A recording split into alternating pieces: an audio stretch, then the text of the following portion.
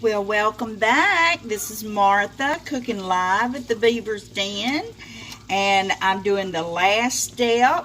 I did not want to be on wasting your time. You know how ground beef, you have to cook it, and I had added a carrot. I'm going to put you down where you can see.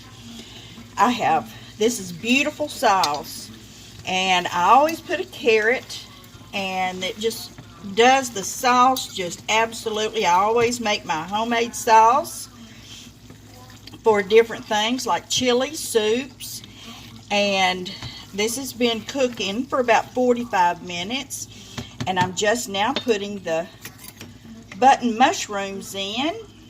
I do this at the last. I just do not like putting them in because they seem like they get a little bit rubbery, and so that we're adding it to the last part.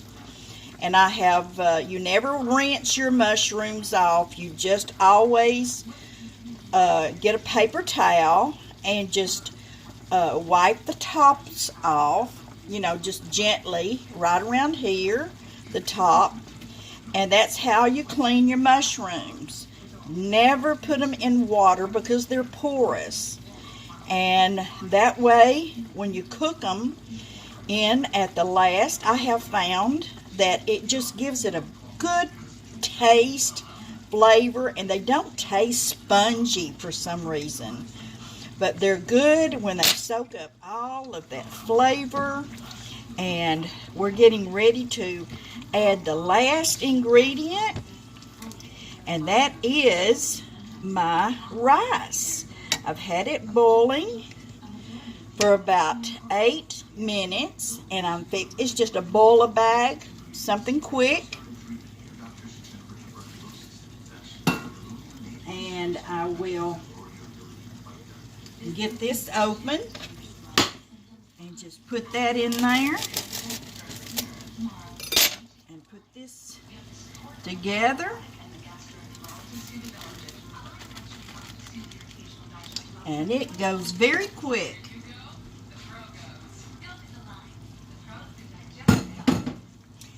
I have really enjoyed putting today together my Russian tea, which I promise different ones that I will get on YouTube. It's called Old-Fashioned Russian Tea. And you talk about something that is so good next to the fire at nighttime or really any time. I just remember my mama used to always have a quart jar in the refrigerator, and you can freeze this too. And I usually end up making about 3 batches. Okay, I'm going to taste of this and see.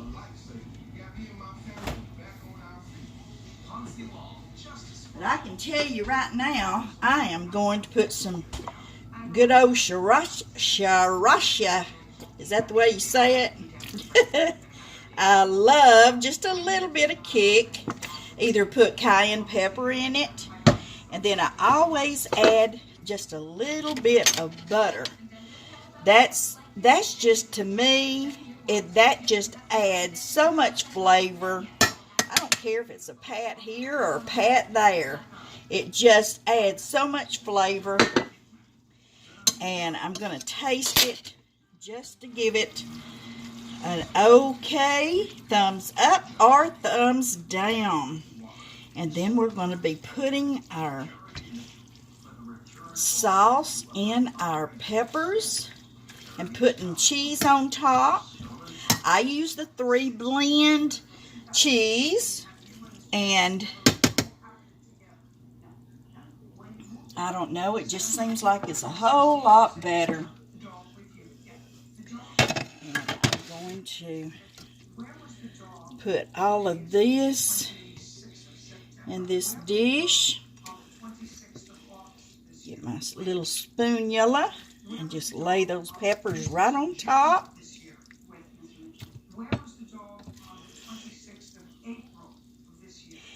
And these is so good the next day too. I mean,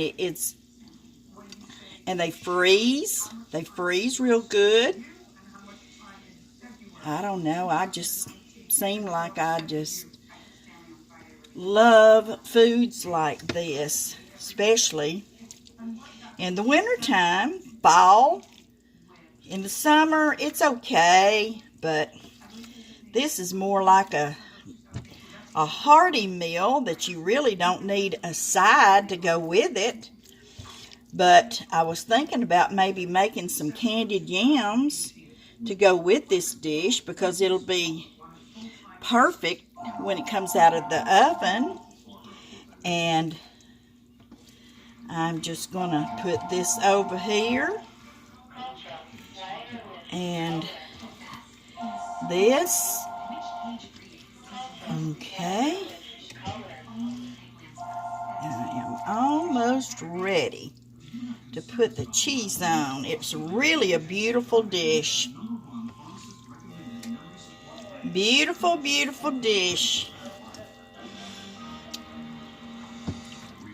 You see, I've got a little bit left that I can just pile right here on top and just sprinkle a little bit of cheese. That's going to look so good. And now, is that not gorgeous? And I'm going to put a little bit of cheese on it. And we're going to throw it in the oven.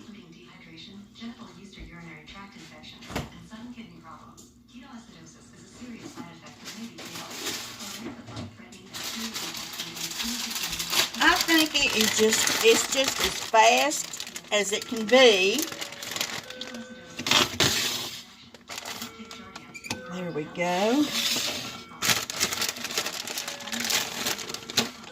And you see the mushrooms, you can see the carrots, and I have the 3 cheese blend, and I'm telling you, you have got to try this recipe.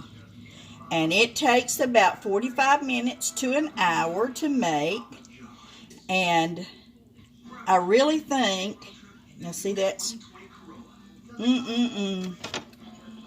everything's done. It just has to marry real good. So I'm going to put it in the oven, get my timer going, and get it flavored just right. And that's it. So I'm so glad that you decided to stick around for part 2. Part 1, it was getting together all of the ingredients.